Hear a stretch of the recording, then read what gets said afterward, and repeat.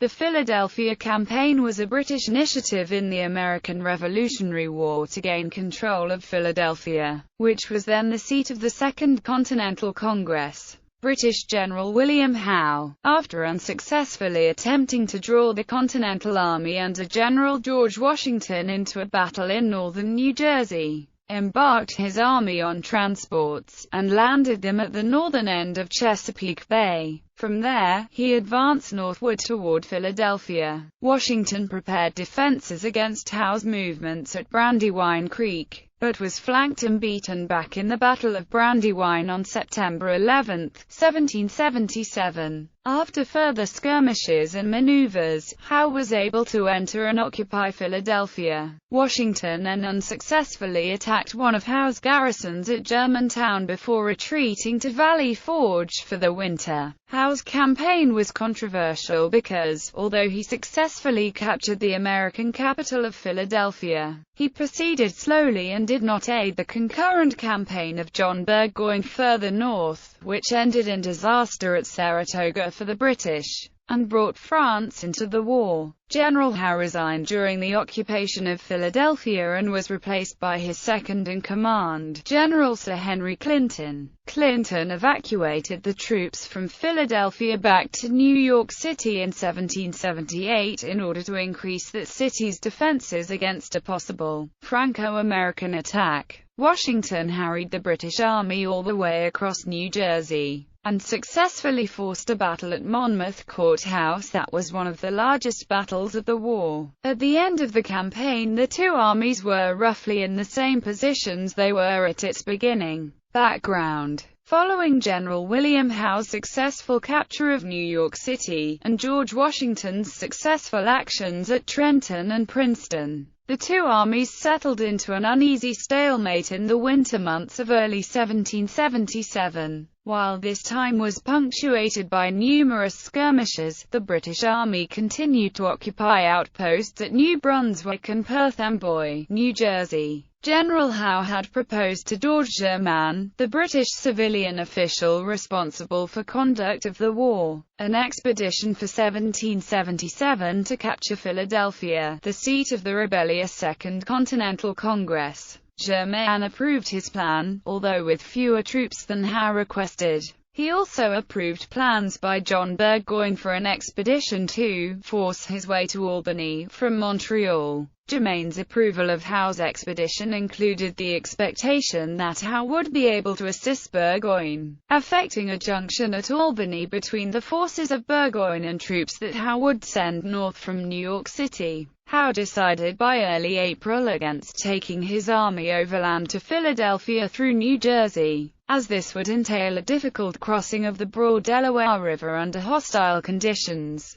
and it would likely require the transportation or construction of the necessary watercraft. Howe's plan, sent to Germain on April 2, also effectively isolated Burgoyne from any possibility of significant support, since Howe would be taking his army by sea to Philadelphia, and the New York garrison would be too small for any significant offensive operations up the Hudson River to assist Burgoyne. Howe's evolving plans. Washington realized that Howe certainly ought in good policy to endeavor to cooperate with General Burgoyne, and was baffled why he did not do so. Washington at the time, and historians ever since, have puzzled over the reason Howe was not in place to come to the relief of General John Burgoyne, whose invasion army from Canada was surrounded and captured by the Americans in October. Historians agree that Lord Germain did a poor job in coordinating the two campaigns. Following Howe's capture of New York and Washington's retreat across the Delaware, Howe on December 20, 1776 wrote to Germain, proposing an elaborate set of campaigns for 1777. These included operations to gain control of the Hudson River, expand operations from the base at Newport, Rhode Island, and take the seat of the rebel Continental Congress, Philadelphia. The latter Howe saw as attractive, since Washington was then just north of the city. Howe wrote that he was persuaded the principal army should act offensively against Philadelphia, where the enemy's chief strength lies. Germain acknowledged that this plan was particularly well digested, but it called for more men than Germain was prepared to provide. After the setbacks in New Jersey, Howe in mid-January 1777 proposed operations against Philadelphia that included an overland expedition and a sea-based attack, thinking this might lead to a decisive victory over the Continental Army. This plan was developed to the extent that in April Howe's army was seen constructing pontoon bridges. Washington, lodged in his winter quarters at Morristown, New Jersey, thought they were for eventual use on the Delaware River. However, by mid-May Howe had apparently abandoned the idea of an overland expedition. "I propose to invade Pennsylvania by sea. We must probably abandon the Jerseys." Howe's decision to not assist Burgoyne may have been rooted in Howe's perception that Burgoyne would receive credit for a successful campaign. Even if it required Howe's help, this would not help Howe's reputation, as the Philadelphia expedition would if it succeeded. Historian John Alden notes the jealousies among various British leaders, saying, "It is likely that Howe was as jealous of Burgoyne as Burgoyne was of him, and that he was not eager to do anything which might assist his junior up the ladder of military renown." Along the same lines, Don Higginbotham concludes that in Howe's view, the Hudson River campaign was Burgoyne's whole show, and consequently he, Howe, wanted little to do with it.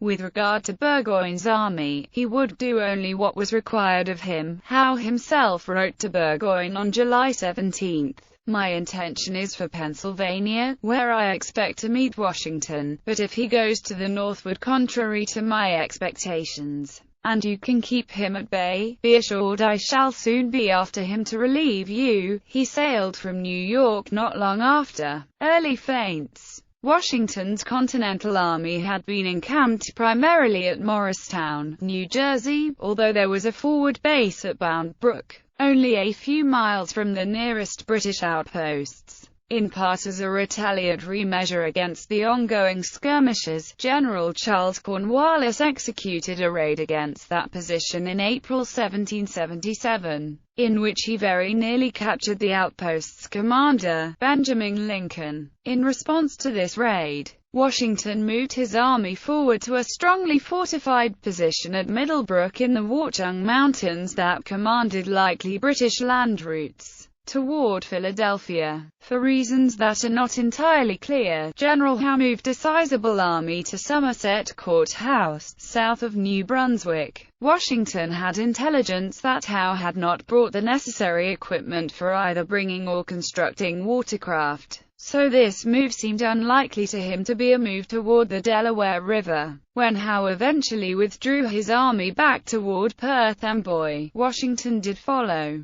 launching a lightning strike. Howe sent forces under Cornwallis in an attempt to cut Washington off from the high ground. This attempt was foiled in the Battle of Short Hills. Howe then withdrew his troops to Perth Amboy, embarked them on transports, and sailed out of New York Harbor, destined for Philadelphia. Washington did not know where Howe was going. Considering the possibility that Howe was again feinting, and would actually sail his army up the Hudson to join with Burgoyne, he remained near New York. Only when he received word that Howe's fleet had reached the mouth of the Delaware, did he need to consider the defense of Philadelphia. However, the fleet did not enter the Delaware, instead continuing south. Uncertain of Howe's goal, which could be Charleston, South Carolina, he considered moving north to assist in the defense of the Hudson. When he learned that the fleet had entered Chesapeake Bay in August, he began moving his troops south to prepare the city's defenses. General John Sullivan, who commanded the Continental Army's troops facing Staten Island, had, in order to capitalize on perceived weaknesses of the British position there following Howe's departure, attempted a raid on August 22.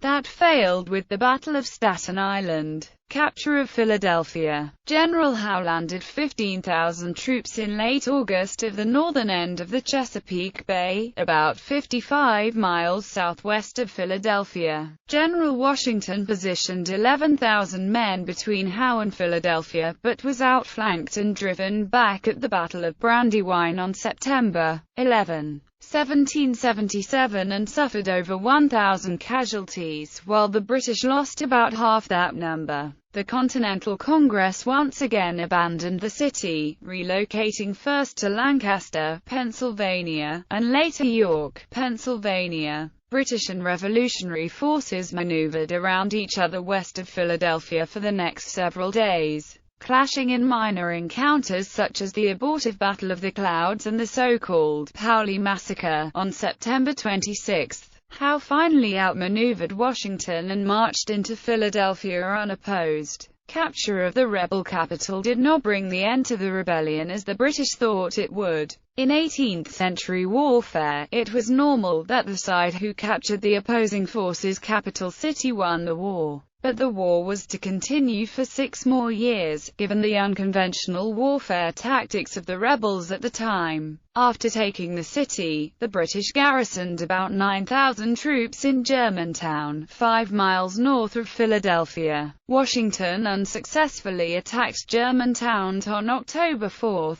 and then retreated to watch and wait for the British to counterattack. Meanwhile, the British secured the Delaware River by taking Forts Mifflin and Mercer in November. In early December, Washington successfully repelled a series of probes by General Howe in the Battle of White Marsh. General Washington's problems at this time were not just with the British. Washington, offended by the behind-the-scenes maneuvering, laid the whole matter openly before Congress. His supporters rallied behind him, and the episode was abated. Valley Forge and Monmouth. Washington and his army encamped at Valley Forge in December 1777, about 20 miles from Philadelphia, where they stayed for the next 6 months. Over the winter, 2,500 men died from disease and exposure. However, the army eventually emerged from Valley Forge in good order, thanks in part to a training program supervised by Baron von Steuben. Meanwhile, there was a shake-up in the British command. General Howe resigned his command, and was replaced by Lieutenant General Sir Henry Clinton as Commander-in-Chief. France's entry into the war forced a change in British war strategy, and Clinton was ordered by the government to abandon Philadelphia and defend New York City, now vulnerable to French naval power. The British sent out a peace commission headed by the Earl of Carlisle, whose offers, made in June 1778 as Clinton was preparing to abandon Philadelphia, were rejected by Congress. As the British were preparing their withdrawal, Washington sent out Lafayette on a reconnaissance mission. Lafayette narrowly escaped a British ambush at the Battle of Barron Hill. Clinton shipped many Loyalists and most of his heavy equipment by sea to New York, and evacuated Philadelphia on June 18. Washington's army shadowed Clinton's, and Washington successfully forced a battle at Monmouth Courthouse on June 28. The last major battle in the North. Washington's second-in-command, General Charles Lee, who led the advance force of the army, ordered a controversial retreat early in the battle, allowing Clinton's army to regroup. By July, Clinton was in New York City, and Washington was again at White Plains, New York. Both armies were back where they had been 2 years earlier. Aftermath. Shortly after the British arrived in New York, a French fleet arrived outside its harbor, leading to a flurry of action by both sides. The French and Americans decided to make an attempt on the British garrison at Newport, Rhode Island. This first attempt at coordination was a notable failure. Under orders from London, Clinton reallocated some of his troops to the West Indies, and began a program of coastal raiding from the Chesapeake to Massachusetts. In and around New York, the armies of Clinton and Washington watched each other and skirmished, with occasional major actions like the 1779 Battle of Stony Point and the 1780 Battle of Connecticut Farms. Clinton considered making new attacks on Philadelphia, but these ideas never came to fruition. The British also began a wider frontier war organized from Quebec City, using Loyalist and Native American allies. British and French forces engaged each other in the West Indies and in India beginning in 1778. And the 1779 entry of Spain into the war widened the global aspects of the war even further. In 1780 the British began a «Southern strategy» to regain control of the rebelling colonies with the capture of Charleston, South Carolina. This effort would ultimately fail at Yorktown.